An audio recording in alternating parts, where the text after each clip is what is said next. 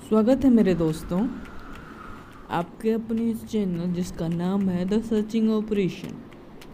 ये मेरा पहला वीडियो है और आज का दिन है रक्षाबंधन का। तो हमने सोचा क्यों न रक्षाबंधन पे ही वीडियो बना दी जाए। तो चलते हैं रक्षाबंधन के विषय में कुछ जानकारियाँ इकट्ठा करने। तो हमारे मन में बहुत सारे प्रश्न उत्पन्न होते हैं, जैसे कि रक्षाबंधन का शाब्दिक अर्थ क्या हो सकता है, ये कब मनाया जाता है और इसका शुभ मुहूर्त क्या होता है। अक्सर में हमारे दिमाग में मुहूर्त के नाम से सिर्फ एक ही मुहूर्त आता है, शादी का मुहूर्त। चलो कोई ना, उससे कुछ मतलब नहीं है। यहाँ रक्षाबंधन की मुहूर्त की बात हो रही है। रुक जा। और पहले किसने मनाया, क्यों मनाया, कब मनाया, क्या हुआ था तभी, कौन से पुराणों में इसका जिक्र है, यह अलग अलग जगहों पे किस किस नामों से मनाया जा रहा है। और लास्ट में एक स्पेशल सवाल, सिस्टर को अपने भाई से कौन कौन से गिफ्ट मांगने चाहिए। चलिए हम एक एक करके सवालों का जवाब ढूंढते हैं, तो बने रहिए हमारे साथ।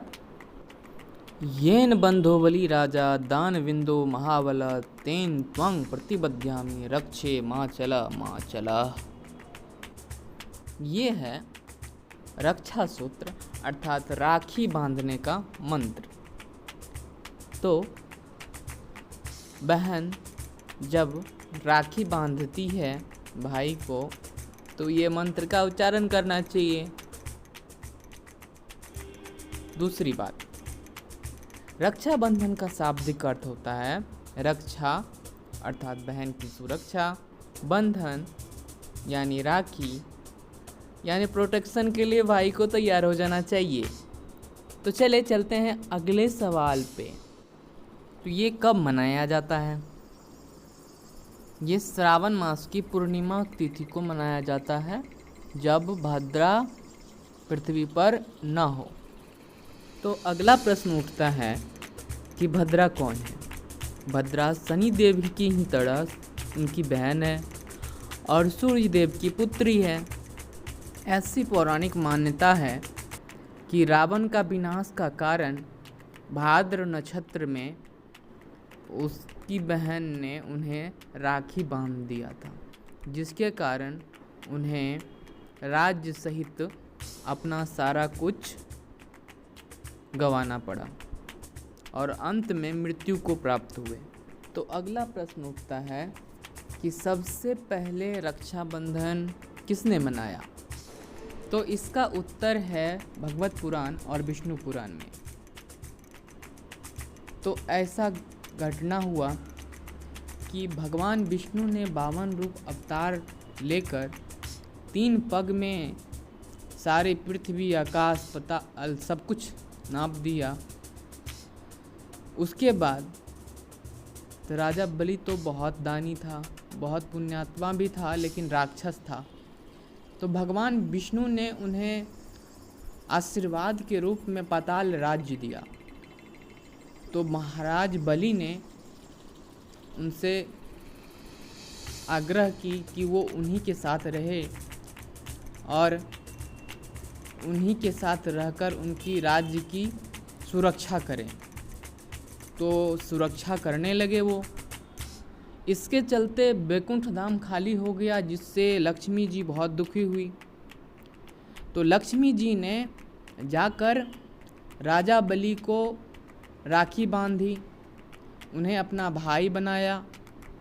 और जैसे ही राजा बलि ने भाई बने तो उनका प्रथम दायित्व होता है कि बहन की सुखी और उनकी शांति जीवन, सुख शांति जीवन उनका दायित्व हो जाता है। तो इसके चलते वो उन्हें विष्णु भगवान को फिर बैकुंठ के लिए प्रस्थान करवाए। तो पहली बार राखी वहीं बांधा गया था।